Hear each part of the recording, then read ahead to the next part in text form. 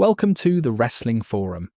In this video, we will take a look at some of the best and most iconic ring gear through the years. There have been unforgettable ones, and ones we'd rather forget. We'll start with the original's Nazi dresser in the Nature Boy Ric Flair. The styling, profiling, limousine riding, jet flying, kiss stealing, wheeling and dealing son of a gun was known for his extravagant outfits. This broke away from the more simplistic outfits of the day and laid the way for a more theatrical style in professional wrestling. The next man on the list is a man who took flamboyant outfits to the next level. Macho Man Randy Savage. The early 90s in what was the WWF and now WWE brought us some of his most memorable outfits of his vast collection. One of the most memorable of these was his ring gear at SummerSlam 92, where he took on the next man on our list, the Ultimate Warrior. Another man known for his colourful and eye-catching ring attire and entrances. Warrior added another element to his gear in one of the most iconic pieces of face paint in the wrestling business. Now from the Ultimate Warrior to the Road Warriors, Animal and Hawk, also known as the Legion of Doom. They were and are regarded as one of the greatest tag teams of all time, partly helped by their look. Two huge behemoths with mohawks, face paints and spiked outfits. Based off the post-apocalyptic theme of 80s cult classic Mad Max films.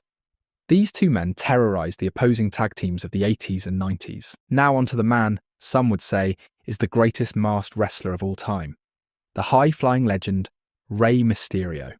From his early days, he has always had a distinct look.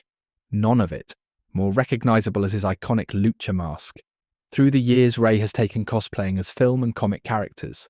From the Joker to the Flash, he's given us some memorable ring gear. The next man to feature on our list had a much more set formula. Pink and black. The styles varied, but the colours never changed. The best there was, the best there is, and the best there ever will be. Would probably say that also applied to his gear as well. His iconic sunglasses were a big hit, with fans the merch stands of the 90s. Now for the man who was his greatest rival. The Heartbreak Kid, Shawn Michaels. A man who took a bit from the two Ricks, Rick Rude and Ric Flair. Then, coupled with his excellent ring ability, created a formula that puts him in that GOAT debate. Whenever he would enter the ring, he would always look the part, except for his disaster class at Survivor Series in 2002, when he donned the infamous brown gear. Next, we look at his fellow Clique member, whether he was Razor Ramon or just Scott Hall. He was a man that radiated aura and had gear to fit it. His gold chains and leather waistcoat combo are iconic. Not only was he one of the best dressers in the business, he was also part of a group that had a standout style, the New World Order. The NWO's look was unique for the day, with the group and their style revolutionising the business. Another group that took from the NWO's style and persona with great success was New Japan's Bullet Club. We aren't attempting to put their image up though, as New Japan will have this video taken down quicker than you can say real shooter. Now onto the dead man with the most recognisable ring gear in the business. Whether he was a Western Undertaker, a demonic cult leader, or riding his bike to the ring as the American Badass.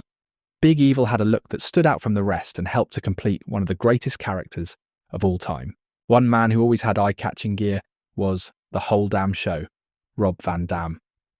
The only consistent with his gear was the singlet, but the design was always subject to change, usually with a Japanese-inspired design. Now let's take a look at a few honourable mentions, starting with modern-day Cody Rhodes. The less mentioned of his Stardust character, the better. Since he became the American Nightmare, Cody has levelled up his ring gear and took to a Homelander-esque superhero look. That finally gave him that look of a main eventer. We have a second tag team on our list. Rumoured future WWE stars, the Lucha Brothers, their dark luchador personas and outfits are definitely memorable.